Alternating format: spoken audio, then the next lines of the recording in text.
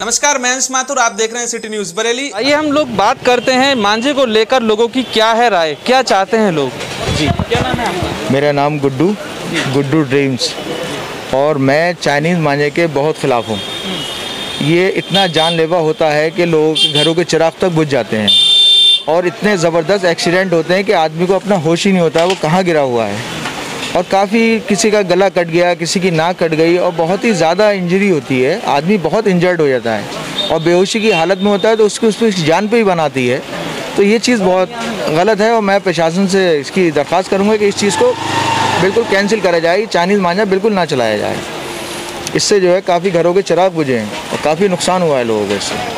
इसी के साथ ही पुलों पर जो पहले तार लगे थे कि मांझा है या अन्य कोई ऐसी चीज़ है उससे बचने के लिए किनारों पे तार लग गए थे, अब वो हट गए हैं, उसके बारे में क्या कहेंगे प्रशासन? मैं प्रशासन से दरख्वास्त करूंगा कि इस चीज़ को जो है दोबारा फिर से लागू करा जाए। ये जो ऊपर टीन के जो तार लग गए थे इससे काफ़ी सपोर्ट होती थी, मांझा डाउन नीचे को नहीं आता था, ऊपर से ऊपर चला जाता था। तो प्रशासन से मेरी यही दरख्वास्त है कि इस चीज़ को ज़रा फोकस करें, जो ऊपर रेलिंग पर लगते हैं तार वो तार लगाए जाएँ, उससे ये हादसे कम होंगे, वरना हादसे और बढ़ जाते हैं काफ़ी। क्या नाम है आपका? भैया हमारा नाम है मुबीन। ये बताइए, जो चाइना के मांझे से अधिकतर लोग जख्मी हो जाते हैं, चोटिल हो जाते हैं, पुलों पे निकलते हैं, तो उसके बारे में क्या कहना है आपका, क्या होना चाहिए? अब उसके बारे में क्या होना चाहिए, मोदी जी क्या कहते हैं कुछ करिए ना रहे, वापस चाइना का सामान बंद करवा दे रहे हैं और कुछ करते ना है। अब रहेगा जो सबसे जानलेवा तो मांझा है, मांझा को बंद कर दें तो ठीक रहे। तो मेक इन इंडिया बनाने की बात कर रहे हैं, मांझा बंद ना करा पा रहे। तो हम तो सरकार से यही उम्मीद करेंगे कि मांझा को बंद कराएं जल्दी से जल्द, जिससे लोग जो कट रहे हैं, गिर रहे हैं, घायल हो रहे हैं, इंसान तो इंसान रहे, जानवरों फसल लगे। अब भाई आपने कुछ दिन पहले देखो होगा इज्जत नगर में कबूतर ही लग गया तो वाकई क्रेन उतरवाई। और ये क्या कहते हैं तुम्हारे जो चौपला वाला पुल है जहाँ पर क्या कहते हैं इंसान की गर्दन कट गई, नाक कट गई, अब गर्दन के साथ साथ नाकों कट रही, इंसान हत्या ना हो रही है मांझा से लगातार। क्या मांझे के शिकार आप भी कभी हुए हो? शिकार तो ना है भाई, अब क्या है कि ट्रैफिक पुलिस ने हेलमेट को नियम बताए दो तो जो हेलमेट से लगा के चलाते हैं, तो हेलमेट लगा लो तो जैसे कहूँ ना कहूँ बच जाते हैं। तो मांझा तो ऊपर थोड़ी ना लगता है, गर्दन पे लगता है। अरे तो गर्दन जो ऐसे कर लेते हैं तभी वो ना लगाते हैं, लेकिन सरकार को चाहिए कि जो मांझा को बंद करें। क्या नाम है आपका भाई? सोनू कुमार। चाइना का मांझे से जो अधिकतर देखा है कि पुलों पे लोग निकलते हैं, बैठते हैं, उनकी गर्दन में चोट आ जाती है, घायल हो जाते हैं लोग, तो इसके बारे में क्या कहना है? देखिए वो चीज़ है ना, चाइना का जो मांझा है उससे बड़ी दिक्कत होती है। सामंतगंज हम पुल से ही निकलते हैं तो कभी कभी गर्दन पे आ जाता है मांझा, कभी कितने तो एक्सीडेंट हो गए हैं मांझे से। तो ये चीज़ बंद होनी चाहिए क्योंकि बहुत दिक्कतें उठानी पड़ती हैं, कभी गर्दन कटने का चांस रहता है, हेलमेट नहीं लगाया, चलो हेलमेट लगा थोड़ी सेफ्टी मिल जाती है। एक बार तो मैं बच गया था, तो ये बिल्कुल बंद होना चाहिए। एक बार मेरी तो गर्दन पर टच करके चला गया। तो ये मांझा बिल्कुल बंद होना चाहिए शायद। क्या आप भी इस मांझे से कभी टकरा है? जी सर। क्या हुआ, कैसे लगा? अरे सामंतगंज पुल पे ही लग गया था, गर्दन से कभी टच हो गया, ब्रेक मार के मैंने हटाया उसे। तो क्या मांग करेंगे प्रशासन से, क्या कहेंगे? प्रशासन से यही मांग करेंगे कि ये मांझा बंद होना चाहिए, बहुत खतरनाक है वो लाइफ के लिए। इस समय मौजूद हैं पतंग के कारोबारी के पास। जी हाँ, पतंग और मांझे का कारोबार बरेली में परवान चढ़ता जा रहा है, लेकिन कहीं ना कहीं चाइना के मांझे ने, या यूँ कहें कि प्लास्टिक के मांझे ने सबकी कमर तोड़ कर रख दी है। बात करते हैं चाइना के मांझे पर कि किस तरीके से इसकी कालाबाजारी अभी भी बरेली शहर में चल रही है। लगातार अधिकारियों ने छापे मारे, प्रशासन ने सख्ती दिखाई, लेकिन फिर भी कैसे चाइना के मांझे ने अपना कदम बरेली में पसारा और उसके बाद कई हादसों में चाइना के मांझे को ही वजह माना गया। आइए जानते हैं। जी, क्या नाम है आपका? मेरा नाम है साहब इनाम अली जी।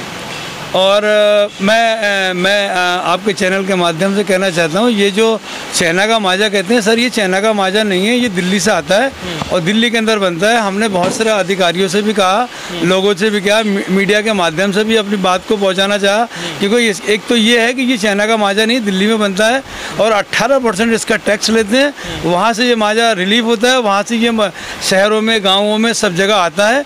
और हम तो ये कहते हैं कि जो अगर आपको इतनी परेशानी है तो आप इसको फैक्ट्री से बंद कराइए। अगर आपको फैक्ट्री के नंबर नहीं है, हमसे फैक्ट्री के नंबर ले लिए। अगर ज़्यादा है तो हम लोग चलने के लिए साथ में है, लेकिन हमारी मांग ये है साहब कि इसको फैक्ट्री से बंद कराया जाए। अब जैसे हम अगर उसको नहीं बेचते हैं तो वो रामपुर से ले आता है, मुरादाबाद से ले आता है, शाहजहानपुर से ले आता है, बदायूं से ले आता है, फिर ये होता है। तो उसमें ये है कि हम लोग का कारोबार तो ख़त्म हो गया। अब हम लोग जो माजा बनाते थे, हाथ का 200 साल से माजा हमारा बनता था और ये माजा हमारा ख़त्म हो गया।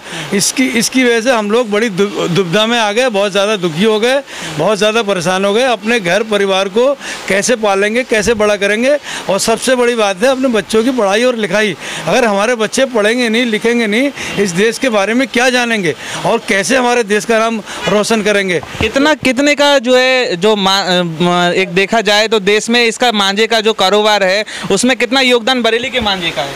देखिए, योगदान बरेली के मांझे का तो बरेली मांझे के नाम से ही जानी जाती है। कहीं भी आप जाएंगे, सबसे पहले पूछा बरेली से आए तो ये कहेगा भाई साहब मेरे लिए बरेली से मांझा ले आना। बरेली जो जानी जाती है बरेली के मांझे की वजह से जानी जाती है। और बरेली का मांझा 200 साल से बिक रहा है। बहुत खुशहाल परिवार था हमारा भी, हम लोग भी बहुत खुश रहते थे और 10-15 हज़ार परिवार इससे पलते थे। आज ये स्थिति हो गई, 80% कारोबार ख़त्म हो गया। कुछ ये प्लास्टिक के मांझे के आने की वजह से पूरा कारोबार ख़त्म हो गया और ये हालत हो गई कि हम बिल्कुल रोड पे आ गए, रोड पे आने की कगार पे हैं। और जिस तरीके से कारोबार चल रहा है तो आगे हम लोग की प्लानिंग चल रही है कि 1 आध साल में काम बंद कर देंगे, क्योंकि प्लास्टिक के मांझे ने हमारे मांझे की कमर तोड़ दी और हम लोग की भी मतलब साथ में कमर टूट गई। सबसे बड़ी बात है कि हम अगर कमाएंगे नहीं और इस तरीके से कारोबार नहीं करेंगे तो फिर अपने बच्चों की शादी कैसे करेंगे, कैसे खाएंगे, कैसे कारोबार करेंगे। और सबसे अहम बात तो हमारे देश के अंदर पढ़ाई लिखाई है। जब बच्चे को पढ़ाएंगे लिखाएंगे नहीं तो फिर हमारे देश की जानकारी कैसे लोगों को होगी। जी, मैं ये भी जानना चाहूँगा कि सालाना कारोबार कितने लाख, कितने करोड़? देखिए, ये कारोबार तो करोड़ों का था। मैं आपसे बिल्कुल आपको सही बता रहा हूँ। करने वाले भी बहुत लोग। कितने करोड़ का? अब सर ये तो मुझे आइडिया नहीं है, लेकिन बहुत ज़्यादा बहुत बड़ा कारोबार था। लोग बड़ी खुशहाली की ज़िंदगी काट रहे थे और बहुत मान लगा सकते हैं 2-3 करोड़ या ज़्यादा, इससे भी ज़्यादा का था। आज ये 80% घट गया है। जो अगर 10 करोड़ का कारोबार था तो ये 2 करोड़ पे आगे सिमट गया है। और यही स्थिति रही तो हम लोग ठेला या रक्शा या कुछ ऐसा चलाएंगे जिससे हम बच्चों को पाल सकते हैं, लेकिन उनकी पढ़ाई लिखाई नहीं कर सकते, देश के बारे में नहीं समझा सकते, नहीं बता सकते। एक आपका चैनल ऐसा है कि आपके चैनल आप लोग मतलब आते हैं, हमारी बात को देश के कोने कोने में पहुंचाते हैं। हम आपके बड़े आभारी हैं और हमारी बात को आप सब जगह पहुंचाएंगे। हमें खुशी इस बात की है कि आप हमारे हमदर्द हैं और हम आपको जो भी बात बताएंगे सच बताएंगे और सच के सिवा कोई ऐसी बात नहीं बताएंगे जिससे आपको भी कहीं कठिनाई हो। ये यहाँ का बरेली का मांझा जो अभी तक मांग होती थी, कहाँ से होती थी, कहाँ जाता था, और अब कितना प्रभाव पड़ा ये प्लास्टिक के मांझे आने का? देखिए सर, बरेली का मांझा तो पूरे हिंदुस्तान में बिकता है। पूरे औरंगाबाद, पूरे महाराष्ट्र में, पूरे गुजरात में, पूरे आंध्रा में, पूरे MP में, पूरे बंगाल में, पूरे हिंदुस्तान के, बल्कि हिंदुस्तान के दुनिया के कोने कोने में बरेली का मांझा बिकता था। जब से ये प्लास्टिक का मांझा आया है इसने सारे मांझे की कमर तोड़ दी और सारा कारोबार ही खत्म हो गया। और इसमें सर एक चीज़ और बता दूं, प्लास्टिक के मांझे में भी बड़े बड़े उद्योगपति आ गए जो ब्लैक मार्केट कर रहे हैं। वो डायरेक्ट उनका फैक्ट्रियों से उनसे लेन देन है। इसमें हम जैसे लोग बिल्कुल इसमें पिस गए। वो गाड़ियों के हिसाब से ला के यहाँ पे बेचते हैं और हम लोग 1 रुपये का मांझा नहीं बेच पाते, वो लाखों का मांझा बेचते हैं। एक आपका ऐसा माध्यम है कि कोई उन पे कमर कसी जाए। सरकार की कोई स्कीम हमारे पास नहीं, सरकार का कोई लोन नहीं हमारे पास, कोई ऐसी सुविधा नहीं है जो हमारे पास होना चाहिए। सरकार, ये भी एक गेम है, एक क्रिकेट गेम है, वॉलीबॉल है, ये जितने गेम है ये भी एक गेम है। इस गेम की बहुत बुरी कमर टूट गई और बहुत ज़्यादा बुरा असर हो गया।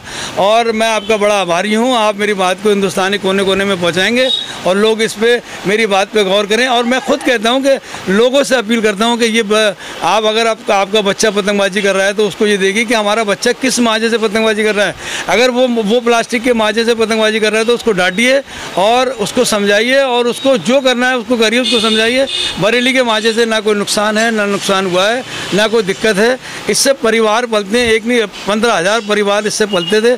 आज स्थिति ये हो गई कि 80% लोगों ने कारोबार छोड़ के दूसरे काम में, सब्जी में घुस गया, कोई फ्रूट में घुस गया, कोई सेब बेच रहा है, कोई संतरे, कोई रिक्शा चला रहा है। और ये स्थिति रही तो हमें भी दुकान बंद करके अपनी दुकान बंद करके कोई कारोबार करना पड़ेगा। तो बिल्कुल जैसा कि बताया कि हमारे साथी ने कि जो है लगातार हम लोगों को ही इस मुहिम में आगे आना होगा और हम लोगों को ही ये सारी चीज़ें समझनी होंगी, क्योंकि यदि हम जागेंगे तो हम दूसरे को भी जगा सकते हैं। जागरूक बनना होगा, प्लास्टिक के मांझे को अपनी पतंगबाजी से दूर रखना होगा, तभी हम अपनी जो स्थिति है उसको सुधार सकते हैं। वरना बरेली शहर क्या, हर जगह ऐसे हादसे आए दिन देखे जाएंगे।